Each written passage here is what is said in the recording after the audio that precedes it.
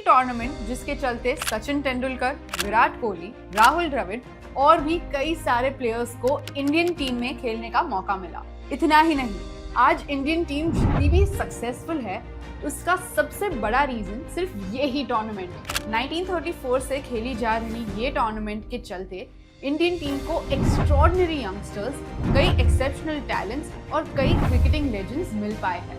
जहां काफी देशों में डोमेस्टिक क्रिकेट डेवलप नहीं हो पाता है, वहीं इंडिया में ये टूर्नामेंट पिछले 90 सालों से चल रही है।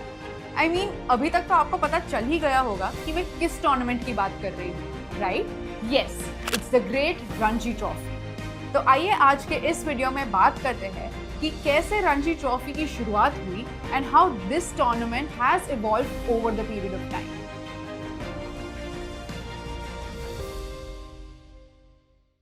रणजी ट्रॉफी की शुरुआत 1934 में होती है, जब बीसीसीआई डिसाइड करती है कि इंडिया के अलग अलग रीजन्स के बीच एक प्रॉपर डोमेस्टिक टूर्नामेंट खेला जाना चाहिए। BCCI decided to name this tournament after Maharaja Ranjit Singh, who was probably the first ever Indian to play cricket. Yes, he debuted for England national team in 1896. जहां India में cricket को कोई जानता तक नहीं था, वही क्रिकेट की वजह से एक इंडियन प्लेयर महाराजा रंजीत सिंह का नाम पूरी दुनिया जानती है। 1934 में रणजी ट्रॉफी का पहला सीजन खेला जाता है और सबसे पहला मैच मद्रास और मैसूर के बीच होता है। शुरुआत में रणजी ट्रॉफी में सिर्फ 15 टीम्स ही इंक्लूडेड थी और मोटिव सिर्फ एक ही था, इंडिया के यंगस्टर्स को एक प्लेटफॉर्म मिले ताकि वो इंडियन टीम का हिस्सा बन पाए। 1930s और 40s से बॉम्बे टीम रणजी ट्रॉफी में अपना डोमिनेंस शुरू कर देती है। In fact they went on to win 15 consecutive titles from 1958 to 1973. इसी दौरान इंडिया को रणजी ट्रॉफी से पॉली उमरिगर, विजय मांजरेकर और अजीत वाडेकर जैसे बड़े प्लेयर्स भी मिलते हैं। इसके बाद 1980s और 90s का रणजी ट्रॉफी का टेन्योर इंडिया के लिए सबसे स्पेशल कंसिडर किया जाता है।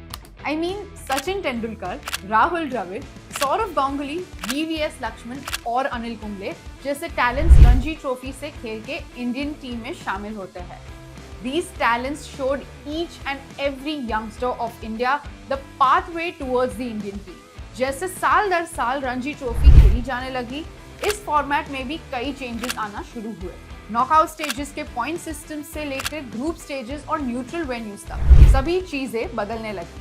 Ranji Trophy started becoming more structured, from pitches, infrastructural facilities, umpiring qualities, players' salary to broadcasting rights.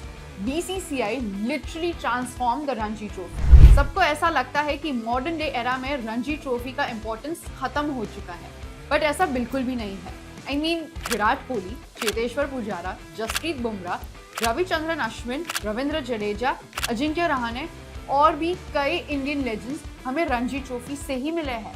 In fact current young talents जैसे कि शुभमन गिल, यशस्वी जायसवाल, ऋतुराज गायकवाड़, साई सुदर्शन भी रणजी ट्रॉफी की मदद से ही इंडियन टीम में शामिल हो पाए हैं। जहां 1934 में रणजी ट्रॉफी में सिर्फ 15 टीम्स हुआ करती थी, वही अब इस टूर्नामेंट में 38 टीम्स हो चुकी है।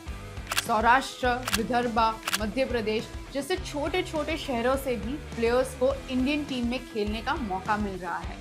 Ranji Trophy is a place where talent overshadows fame, where youngsters outshine experienced players, and where cricket is prioritized instead of money. अगर हम सीरियसली सोचे तो शायद रणजी ट्रॉफी के बिना आज इंडियन टीम जितनी सक्सेसफुल है वो कभी नहीं होती। We wouldn't have seen players like Sachin, Virat, Ganguly, Kumble, Dravid playing for India. So yes, भले ही आज के टाइम पे IPL को कितना भी इम्पोर्टेंस दिया जा रहा हो, but the OG cricket fans know that Ranji Trophy is the real backbone of Indian cricket.